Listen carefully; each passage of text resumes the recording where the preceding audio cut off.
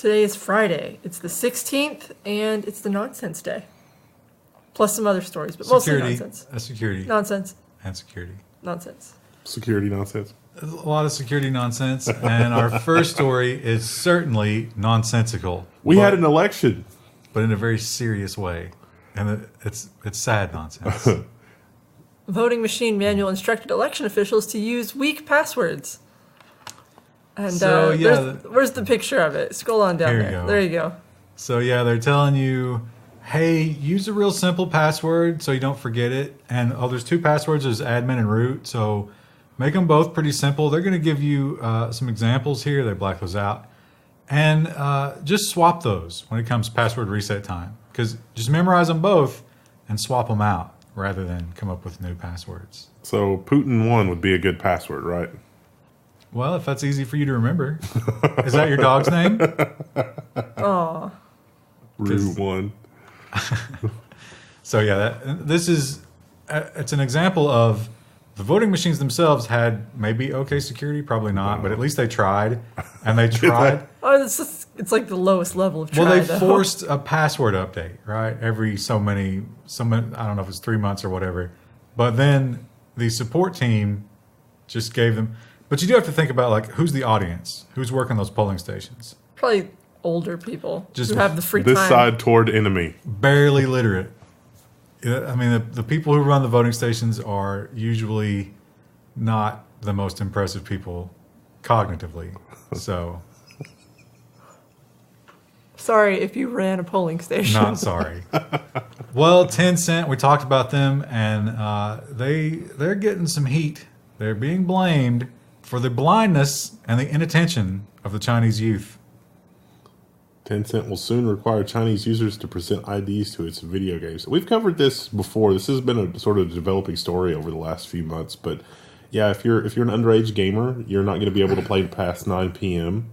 And you get 1 hour a day. Yeah, and you get 1 hour a day. So you got to choose your game carefully. That's I mean, it's kind of stupid. It's a stupid law, but it's also kind of like, man, can you imagine how much, like, will toxicity levels go down when you know you're not playing with, like, you know, a 15-year-old kid who plays all day doing nothing else? Well, but think about this. You've only got 1 hour to grind out as many drops as you can in Fortnite. And some idiot on your team ruins your run.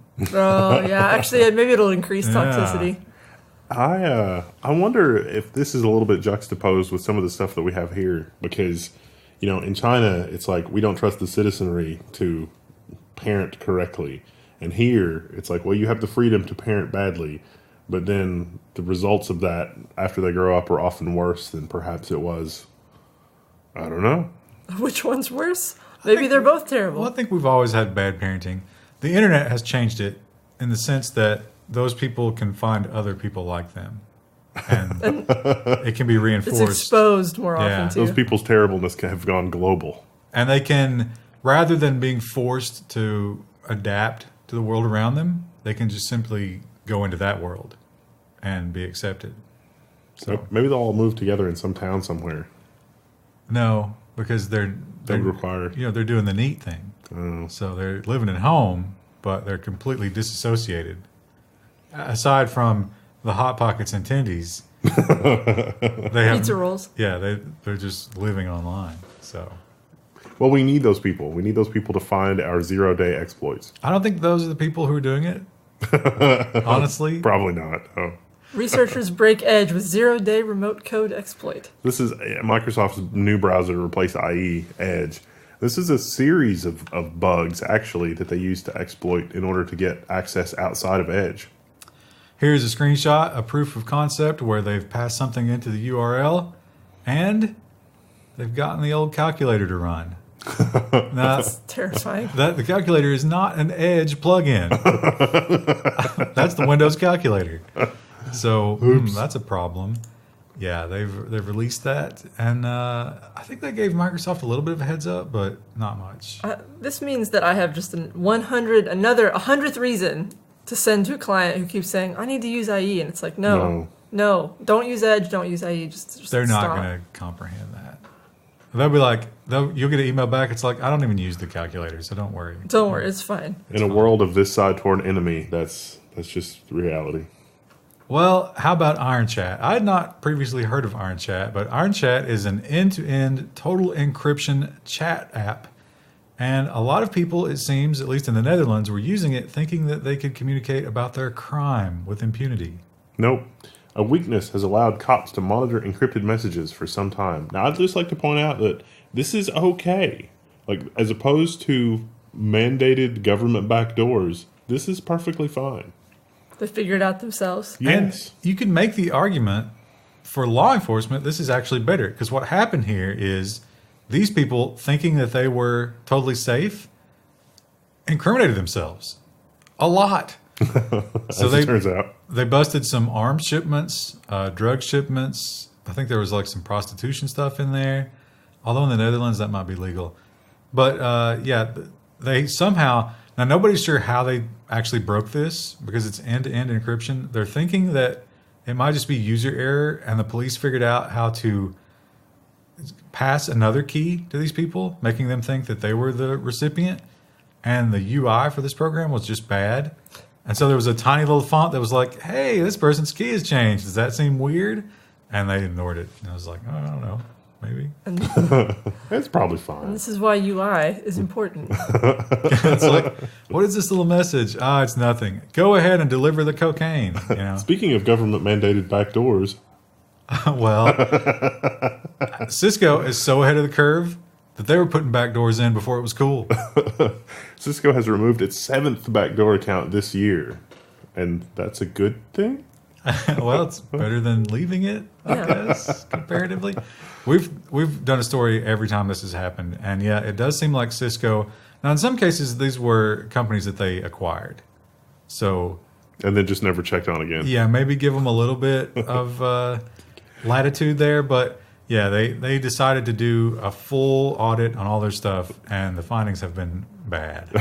You have a great product. Let's buy your company and never speak of this again. Yeah. Well, another problem that will affect those of us here in the U.S. is I'd never heard of this. This is informed delivery. So the U.S. Secret Service warns that identity theft thieves are on to abusing the USPS's mail scanning service. So who knew? Our postal service has a mail scanning service.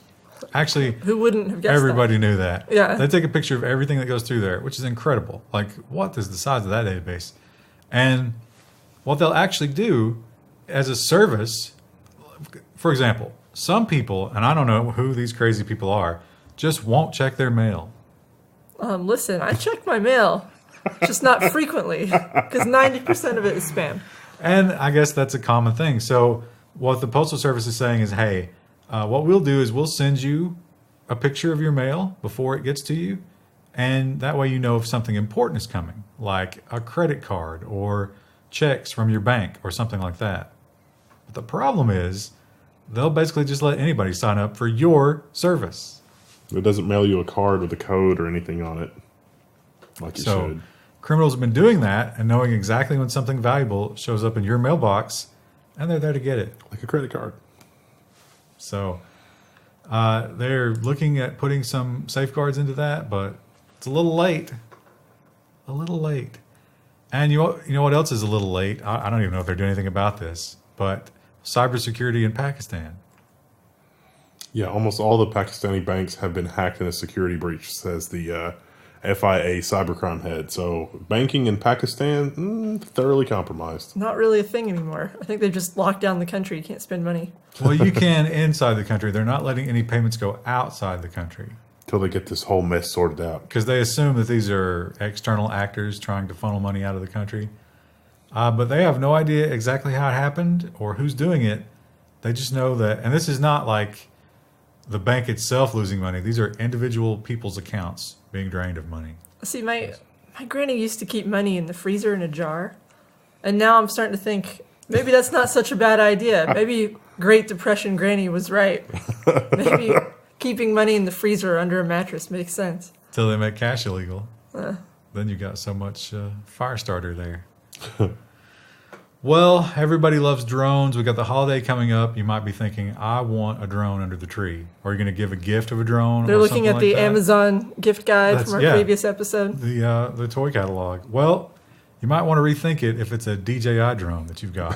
Which that's like the big name in drones. It is. Yeah, it turns out there's a vulnerability in the drone that's so bad that you can see the flight history of the drone, and you can get real-time video of it if it's connected, and just like the worst vulnerability you can imagine. Payment information. Now, supposedly it's been patched, but before it was patched, it might have been a global surveillance network without anyone really realizing. Yeah, so the Chinese apparently, according to the government agencies, the Chinese are really interested in our infrastructure. Like, here's a bridge that if it were to blow up would cause some problems. So how would they get physical data on those structures without actually coming here and spying? Well, a lot of people like to fly their drones around. Like the world's best drone. Yeah, look at this river. Look at me fly my drone around on this river. There was some lo-fi hip hop. Put it on my YouTube channel, drone shot. So yeah, they might have all that, as well as all the where the drones have been, which would lead them back to your house in a lot of cases. Payment info, it's bad, but that's the price we pay, right, for our wonderful drones and our Amazon toy catalog. Speaking of arms races and technology, yeah, we've talked about ad blockers, and many of you were very vocal back before we were using an ad blocker. You let us know over and over use an ad blocker. To use an ad blocker, and you still complain about AdBlock Plus. But someone invented a perceptual ad blocker. Now, a perceptual ad blocker is an ad blocker that doesn't use a blacklist. Or what's the politically correct term for blacklist? A disallowed list. Yeah, I don't know. I don't know. Whatever it is. Pretend I used your magical new language. And so instead of using that, it uses an AI to look at each individual ad and try to determine whether it's an ad. Well, some researchers have played around with that, and basically... it's good. Is it? No. It's not good. It was defeated. It's the opposite. It was soundly defeated. You know that banana sticker problem that AI has where you can put a little sticker next to the banana and it's like, I don't know what this is. Turns out. There's screenshots here, right? Well, it shows you... it shows you like the AI thinks this is an ad, but this is not an ad. So this is an example of them using some trickery to cause the AI to target actual content and get rid of it. So that's the kind of thing they can do. And they warn that this will be an arms race. Like if you put up, here's some more instances of them doing things like that. So they talk about if the perceptual ad blocker becomes a thing, then the ad companies are going to just pour money into defeating it like this. Like the little sticker things. And it's going to become awful. They also talk about how perceptual ad blockers are often resource and memory hungry, and they could find ways to just bog them down. So they would ruin your browsing experience if you're using one of these things. It seems like it would be easy to defeat using an inspect element type approach where, it's basically crowdsourcing, but you send the, where it is on the page and what the URL is and the dimensions of the element and that kind of thing, and it uses that to get rid of that if enough people are like, I don't want to see this anymore. And so rather than do it heuristically, it just ends up being a huge database. But then what if you use some kind of farm to just start turning off your competitors' stuff? Yeah, I was going to say that would be amazing. Open to abuse. Well, speaking of cybersecurity and malware, the U.S. government, which it's a move that maybe invites retaliation. I don't know if we're in a glass house here, but they've decided to attack the Ruskies. The U.S. military just publicly dumped the Russian government malware online. So they uploaded it to VirusTotal, which is like an analysis engine thingy. And so now it's available in the public. And U.S. Cyber Command, which is like the best name ever, it's a part of the military, is going to be doing that for a lot more malware to try to raise awareness, which is honestly something they should have been doing for the last 10 years anyway.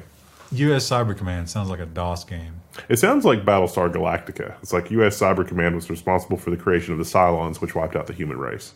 I was going to say it could be something in that Destiny 2 game we've been playing, where they just mash together random words for names of things. But those are much more epic, those names. Yeah. If I was ever in charge of a unit in U.S. Cyber Command, I would make everyone acknowledge my orders with "by your command." You could. I mean, you own a business. You could make us refer to you that way. No, we're not going to do that. You could force that. It would probably not make you very popular. Well, Oracle has their solution, VirtualBox, and if you're using it, I've got some bad news for you.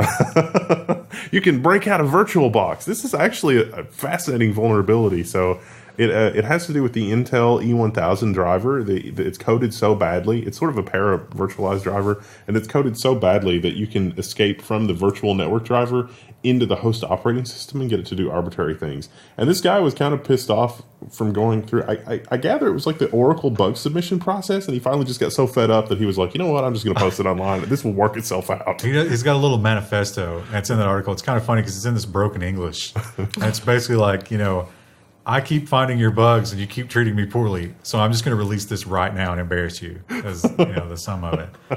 So he didn't give them any time to fix it. Well, actually, I think he gave them like 15 days or something. Yeah. But the last time he did this with them, it took, was it 6 months? Yeah. So he's like, oh, we're not playing that game again. Here it is. Do what you want with it. Now, this is not. Isn't going to affect like the Amazon buckets and stuff like that. No, because that's a different kind of thing. This is only if you run this specific VirtualBox. So. Well, a lot of people do run VirtualBox to try to, if you run VirtualBox for suspect code, like I don't know if this attachment is safe. Let me open it up in a VirtualBox virtual machine. That would be bad because now it could escape from its sandbox. Right. Malware testing is something they use this for a lot. And that's one of the fears is like, now you can't just test malware and be safe because the malware could have something built into it for anti-testing that will break out of your box and infect your machine. That'd be bad. Yeah. So. Time for nonsense. Not Too really. Bad. Yeah. Well, this is. This is absolutely nonsense. Moved into the nonsense section. I don't see how you would think this article isn't nonsense. Well, we covered robot in the last episode because it has to do with a robot butt. A robot butt what? THICC thick. I was hoping we were going to do something like Abbott and Costello's "Who's on First," but there's just not enough butts in here to do that. You think this is a male or a female robot butt? It's kind of curvy. I thought it was going to be an attack helicopter. It's got to be an attack helicopter. I mean, that servo is definitely attack helicopter. So this butt will smash the phones. Like button. It could. It could. While because it could butt like. Yeah. It could butt like on the. Butt like now with your phone. Samsung wants to know what happens when you sit on your phone 1,000 times, right? And the butt robot. Is there any software that we can deploy to prevent butt dialing? Maybe that's testing. Yeah, I don't think so.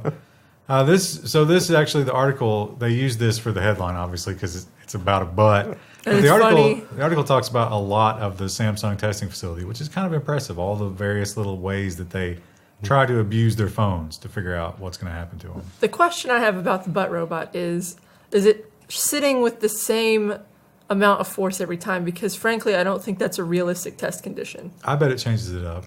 This testing lab really explains a lot about Samsung's line because ever since the Galaxy S3 was amazing because you could throw that thing down a flight of stairs and it would basically explode, but you could reassemble it and it was fine. It wouldn't break the glass. It was awesome. But then somewhere about the Galaxy S6, you can drop the phone about 3 times before it's irretrievably destroyed. That's probably, we think that this is all about making them more durable. No. But it's probably just to get the durability at exactly that point. 3 drops. Yeah. Well, if you're a Microsoft employee, they're doing some renovation. They're changing up their campus. They're tearing down some buildings. They're building some new ones. And what if you're lost? What if you don't know what you're going to do? Where to go? Where do I go for HR so that I can sue because you sexually harassed me? Well, don't worry. There's an easy way for you to find out. You open up your laptop, you fire up your Minecrafts, and you go on and you explore the campus virtually. Microsoft's current campus is sort of funny because just pictures of it there. It grew organically over time, and the hamlet that it grew up in didn't have a fire department that could handle buildings over 2 stories. So pretty much every building on the Microsoft campus is 2 stories. But they finally are allowed to build bigger buildings now, and so there's just tons of construction going on, and yeah, it's in Minecraft. Because I did this. Yeah. When I moved into my apartment years ago. On a smaller scale. On a much smaller scale. A friend of mine was like, hey, what's your new apartment look like? And instead of showing her photos, I opened up my laptop and I was like, I built it in Minecraft so you can see. And she was like, this is the stupidest thing I've ever seen. And that's why you're on the Level 1 news. Yeah. She patted you on the head and she said, "Oh, Krista." she was like embarrassed for me. I was like, what? It works. She's like, this doesn't look anything like an apartment. They didn't even have carpets in that version. It's an old time.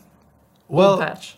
Let's imagine that maybe some of our viewers were a victim of the October Windows 10 update that deleted all of their files.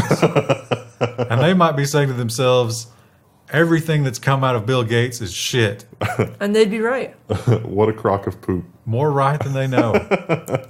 How Bill Gates aims to save $233 billion by reinventing the toilet. My favorite quote from this article was Bill Gates says that I never thought I'd know so much about poop, and I never thought Melinda would ask me to stop talking about poop at the dinner table. Well, Because before this, they've talked about nothing but scat play at the dinner table. She's open to that. She doesn't want to hear about the toilets. So these are actually some impressive toilet designs. There's more than one. But the idea is, okay, there are places in the world where people are pooping in the streets. That's just the reality. It's 2018, and people are pooping in the streets. Some of those countries have space programs. Have you been to New York? Seriously. So that's not the country I'm talking about. No. So the idea is, how do you get people to install toilets in those places where they are not motivated to do so? And Bill Gates thinks he has the answer. He actually talks a lot about the different innovative poop technologies that they've come up with.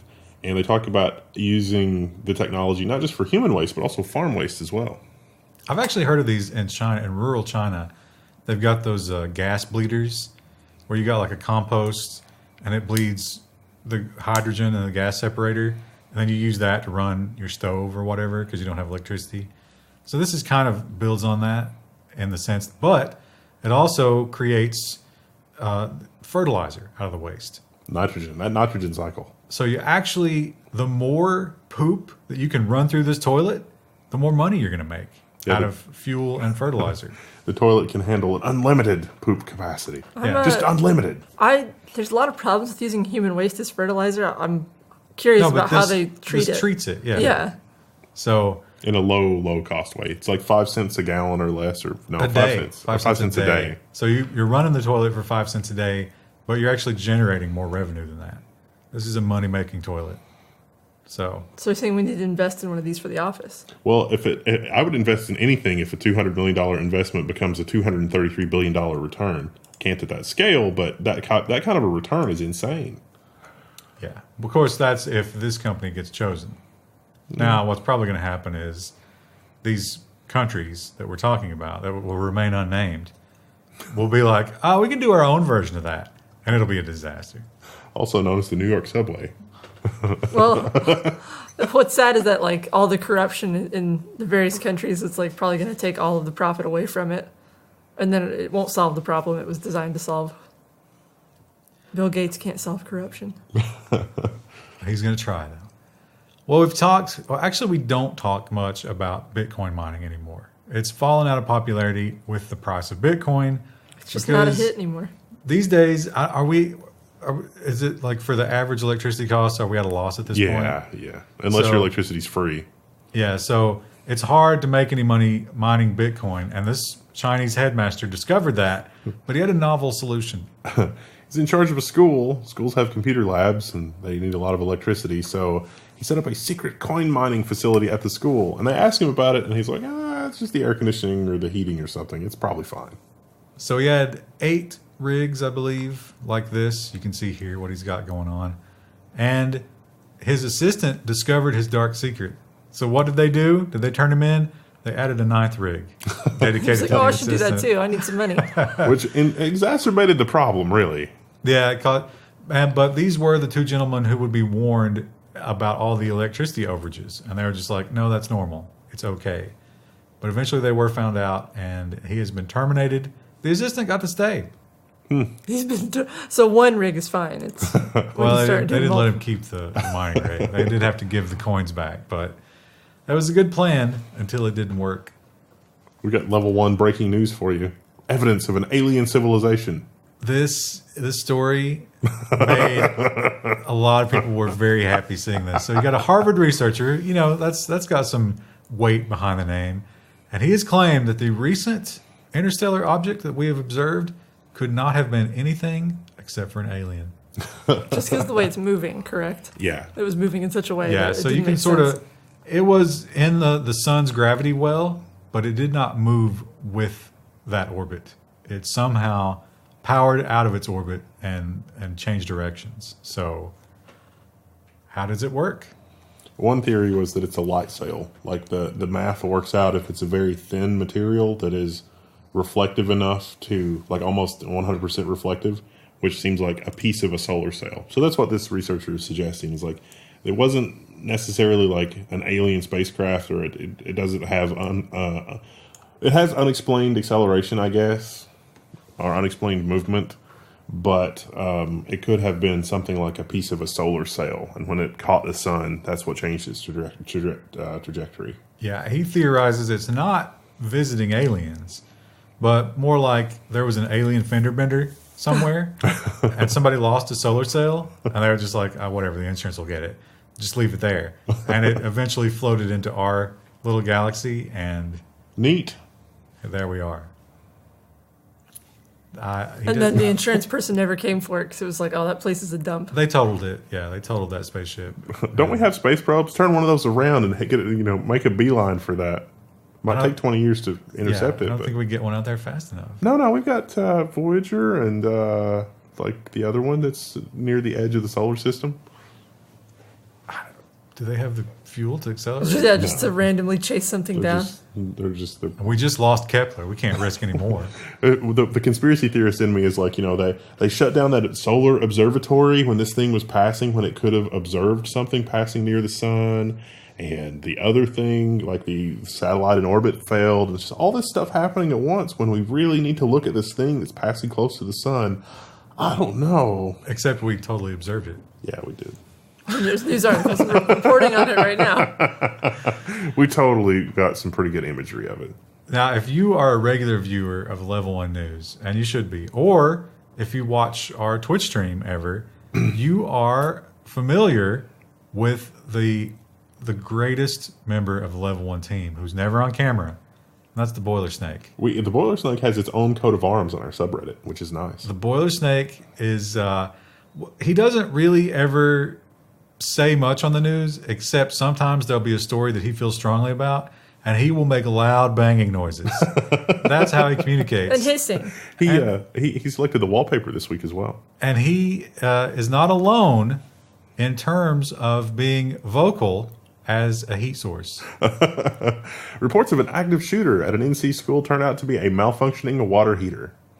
Topsail High School. But it's interesting because they arrested a bunch of students. One student had a bunch of knives strapped to his leg. It's like, what is happening here? Some other student went to his car and armed himself with a rifle for defensive purposes, of course. But it was just like, Jesus, guys, what's That's going like on? where I went to school.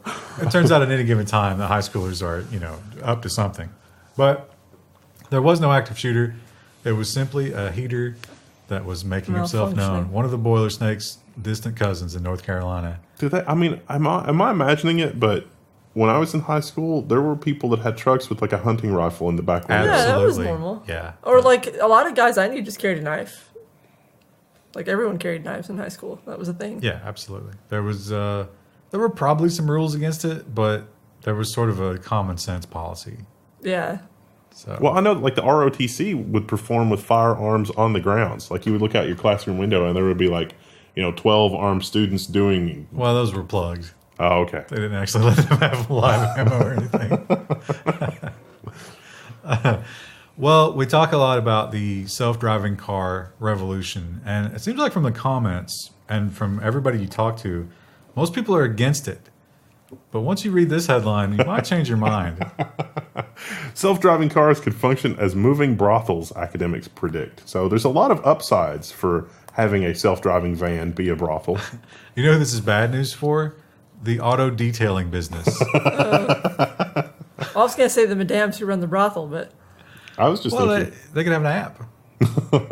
It's You like pay for the app development. You've already got your, ancient 50-year-old building. Vehicle 37 is on the way.